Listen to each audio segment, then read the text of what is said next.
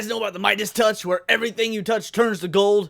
Yeah, well, Sony's got the opposite of that. Everything they touch turns to dog water. I mean, they have ruined video games, they have ruined movies, they're about to ruin video games later again today with the state of play, and now they're coming for anime. Welcome back to Words of Paradise. I'm your host, Leon Idol, and we're gonna get into this. Sony to launch Academy to nurture anime creators in global markets. Before we do, hit that subscribe button. I have a nerdy news channel. I cover nerdy news almost every day, and I get it that Sony's been in the anime game for a while now, you know, after buying Crunchyroll, buying Funimation, but this is truly an egregious act that is going to spell the end for anime being intrinsically Japanese the world over as we know it. Sony Group Corporation has announced on Thursday during its annual corporate strategy presentation that it will launch an academy to develop talent to create anime. Here's my question for you guys over at Sony. Are you paying attention to the world over? I mean, we've got multiple, I mean like dozens of new anime per season. Netflix has been in the anime game, jumping in on early, dropping banger after banger for the last decade, give or take, all with existing talent from within the Japanese pool. But you need to develop a talent academy for it? What this sounds like to me is that you want to homogenize the industry to make it more globally accessible.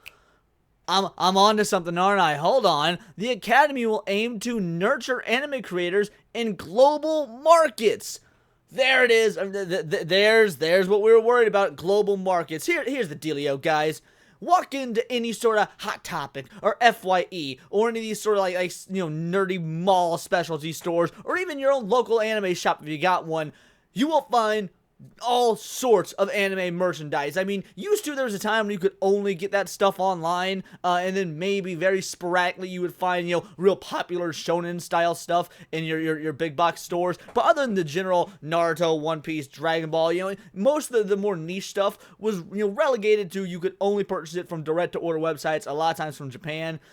Those days are over now. Anime is the biggest it's ever been. Now, we could say whether that's good or bad. There's a debate there. I actually kind of have a problem with anime being as big as it is now because, in my opinion, we're already seeing a dip in quality. But this is only going to exacerbate that. When you're going to nurture anime creators for the global market, that's going to take away everything about anime that makes it intrinsically Japanese, the reason we like it. We don't watch anime because we want to see, oh, here, this is like our Western cartoons, but drawn better.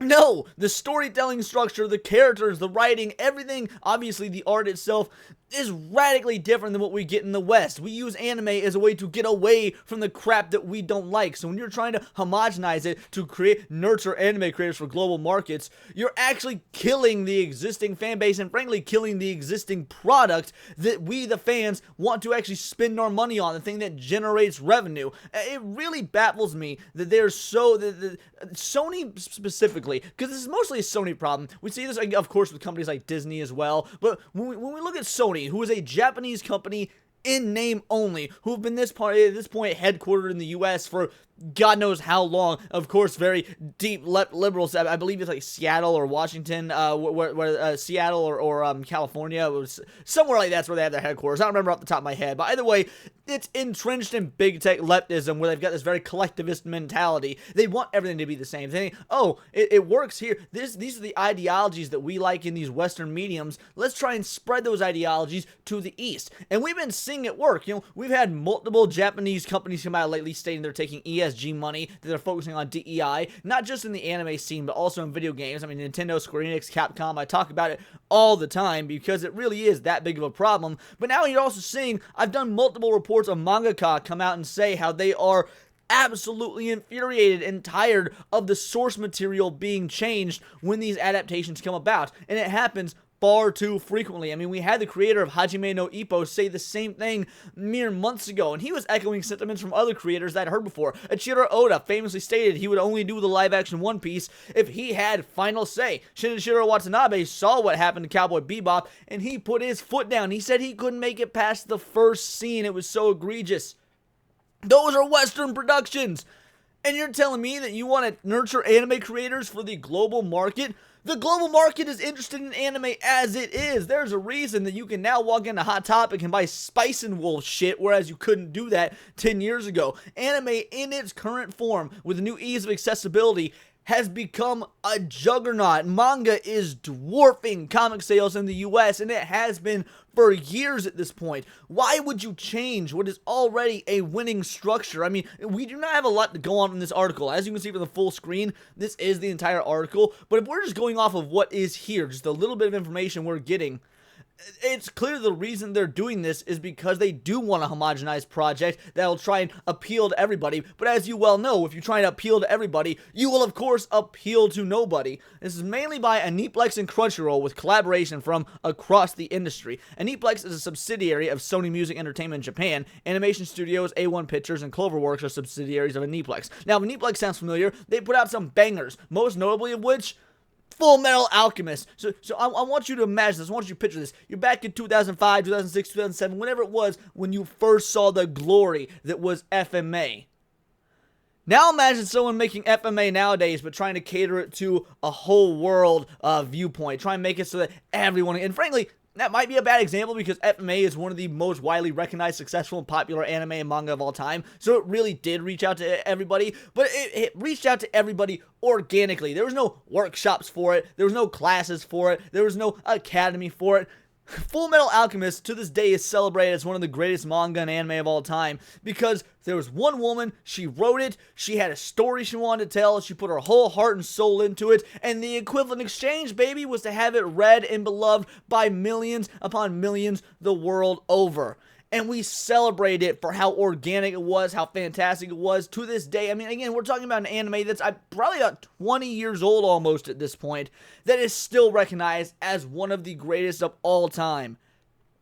And Sony wants to spit in the face of that creativity, spit in the face of that beloved artist's work by trying to, again, I keep using the word, but it's the best way to put it, homogenize the industry. The one bastion of animation and free speech that seems to have been relatively untainted. I mean, yes, we've got the English voice actors and the English localizers bastardizing anime, but the anime itself, when you watch it in Japanese, 9 times out of 10 is still very full of what the original artist intended. But now you want to corporatize it? I mean, corporatize it more than it's already been corporatized to begin with. Now you want to corporatize it, slap some assembly line product seal on it, and say, hey, this is for everybody the world over now, when that is only going to harm the quality of your product. It's absolutely infuriating. Sony's Funimation Global Group completed its acquisition of Crunchyroll from AT&T on August 9th, 2021, after the companies first announced the acquisition in December 2020. The purchase price was $1.175 billion, and the proceeds were paid in cash at closing. Funimation's home video releases are now listed under Crunchyroll. Crunchyroll reached over 13 million paid subscribers to the anime streaming service by the end of December 2023. Okay. So you got over 13 million paid subscribers. Now, frankly, I'm not a paid subscriber of Crunchyroll. I think Crunchyroll is the absolute devil. I think Crunchyroll and Funimation have done more to harm the anime community, and Sony as well have done more to harm not just the community, but the medium as a whole, than any of the individual localizers or anything to that effect. However, let's go ahead and say the Crunchyroll numbers, they're doing solid, which means people are already investing in it. They're already paying their monthly fee. They're already watching everything they want to watch. So what you're doing now is working.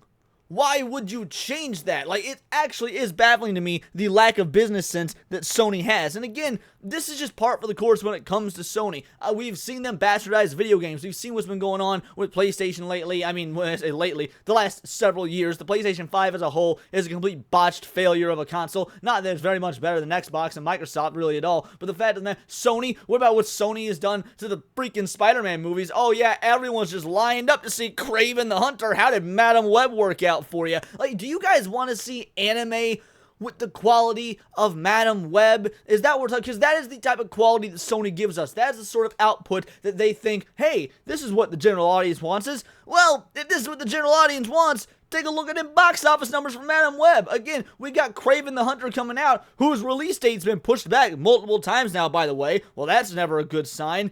And you want this same company to do the same thing to anime.